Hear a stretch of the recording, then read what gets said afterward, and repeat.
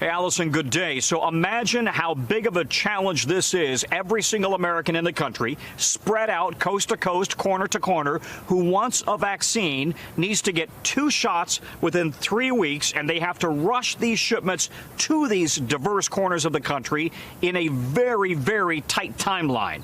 But the people in charge of this insist they're up for the job. It's a massive logistical challenge. How to move hundreds of millions of doses of a COVID vaccine to Americans across the country. Pfizer's vaccine must be kept at 70 degrees below 0 Celsius. While it waits to submit the vaccine for emergency FDA approval next week, the company is already setting up a deep cold storage supply chain using suitcase-sized cooling boxes to ship critical supplies to doctors and hospitals nationwide, possibly by later this month. Once they take it out of the ice, they can keep it 5 days in the normal fridge.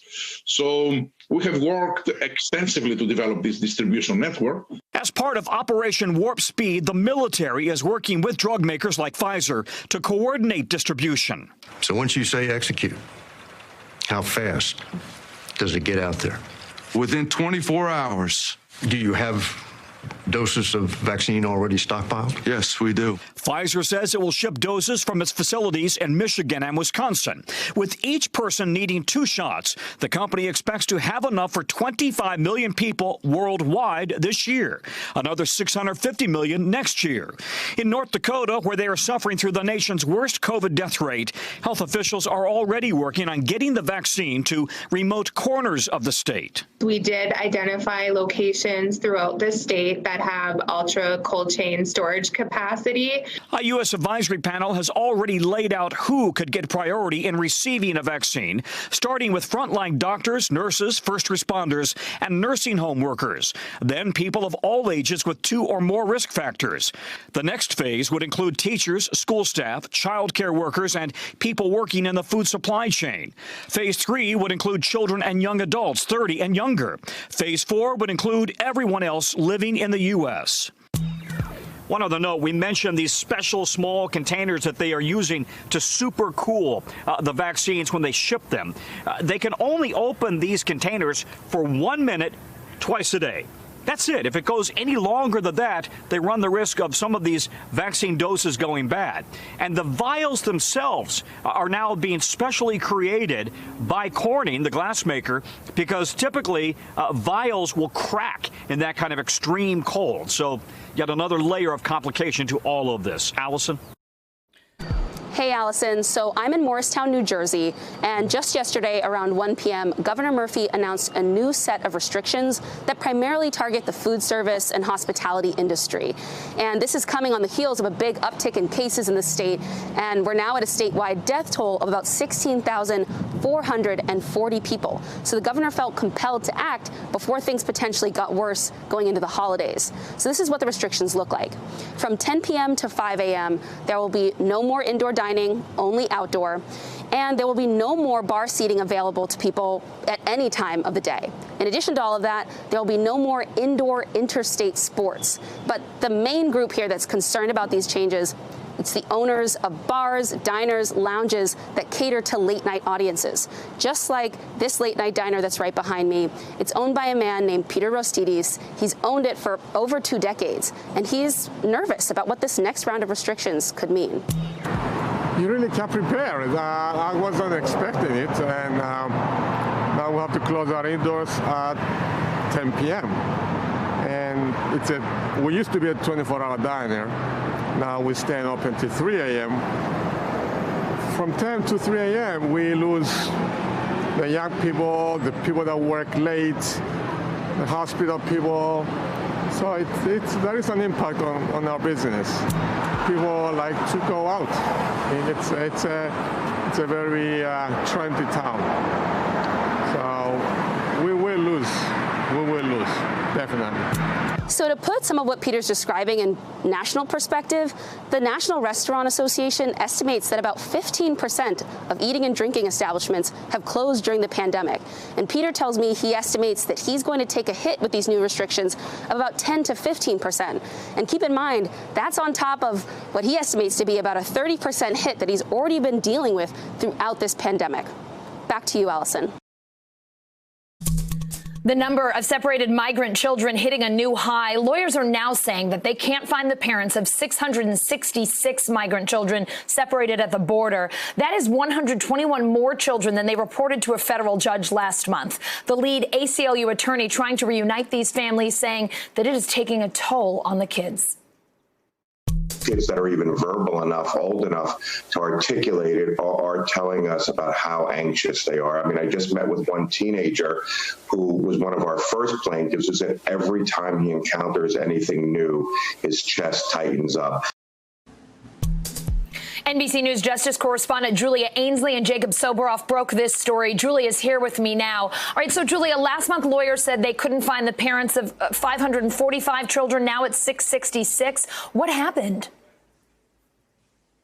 Yeah, I know that's kind of a creepy, scary number, but that number is signifying more children and more parents than we knew of initially, because it's parents who weren't even able to be contacted. Basically, the ACLU, lawyers like Legal Alert, and others who are nonprofits who are taking on the task of finding these families because the U.S. government decided that it was too onerous for them to do. They were not given phone numbers or addresses or any contact information for this additional 120-some. So that is in addition to those 545 we talked about last month, where they had tried to make contact and couldn't reach out. They said maybe some of the information had changed. They begged the U.S. government to give more information, anything they could do to track down these families. And then they added on this extra piece. So we know about it because of an internal email that came from these lawyers to lawyers for the Trump administration at the Justice Department, where again they say, we need more information, we need your help. And Allison, I will say that we saw just a little bit of budging from administration lawyers after our last report on the 545, when they got to court in front of that judge who's overseeing the reunification process, just 2 days after our story and a day after the president and now president-elect were asked about that issue on stage. Lawyers then said, look, we're now here and ready to help. But people like Legal Alert are telling us it might be too little too late, because when they started separating these families in 2017, there was no process to keep track of them or to let them know where they could find their children. Julia, the numbers are just overwhelming. Let's talk about how young these children are and what else you know about how they're doing.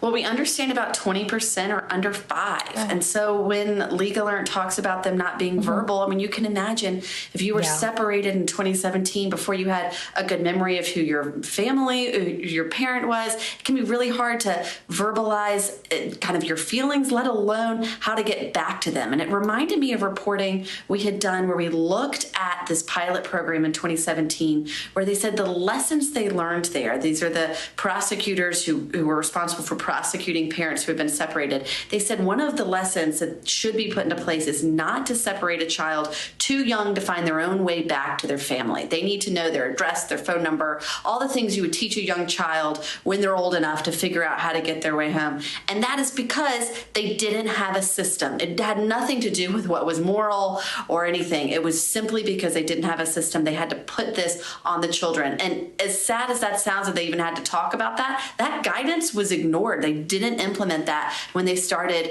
the 2018 policy. So we're talking about really young children. And right now, some of them could be in the foster system. Some of them could be living with relatives in the United States. But what makes it so hard is that a lot of their parents have been deported. And it's very hard for lawyers to try to get on the ground, find these parents, and let them know the rights they have to see their children again. Julia, it's not just sad, it's frightening to think that they would be taking children away who have no way of getting back to their parents, don't know that kind of information. It's just so upsetting every time we check in with you about the latest here. The deputy director of the ACLU Immigrants' Right Project is concerned about the information provided to the ACLU. Here he is. I mean, these are families that were separated in the beginning of the Trump administration. To the extent we got phone numbers, some of them were useful, most were not useful because the numbers are just stale at this point. Julia, is there any clear indication the government even has this information available?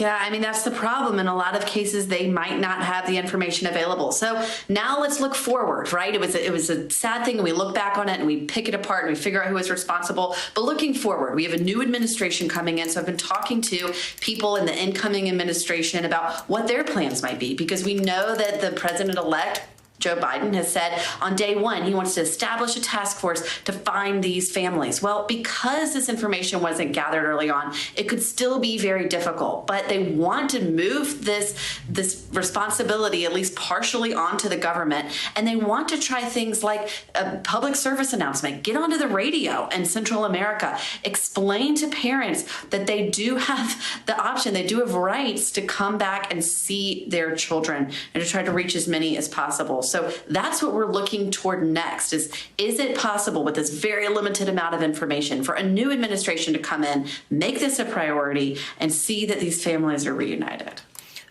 Julia, it seems like this is going to be a difficult task. What have we heard from President-elect Joe Biden about how he plans to deal with this and tackle this? Because this certainly does not seem like something that is going to be resolved very quickly. This may be a problem that's on his hands.